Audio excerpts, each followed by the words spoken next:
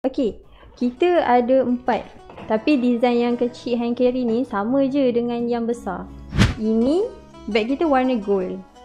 Bagnya warna gold. Ini untuk sling bag. Ni sling bag. Dari depan, tengah, belakang. Ada 3 zip. Besar jugalah, macam-macam boleh masuk. Kalau perempuan bawa telekong pun boleh. Ini untuk bag kasut. Tapi bukanlah letak kasut saja. Kalau haji-haji nak letak barang lain pun boleh juga, tak ada masalah. Yang untuk bagasi, ni saya tunjuk yang kecil. Ini untuk hand carry, warna gold. Dia macam warna keemasan. Standard lah, standard lagi. Ada 4 roda, standard. Cuma design dia macam ni. Belakang macam ni. Ini tepi, depan. Nama kembar kita tu kecil kat sini je lah. Yang lain macam ni. Kalau yang besar, design dia sama je. Cuma saiz dia besar. Sama je tapi saiz dia besar. Okey, alhamdulillah.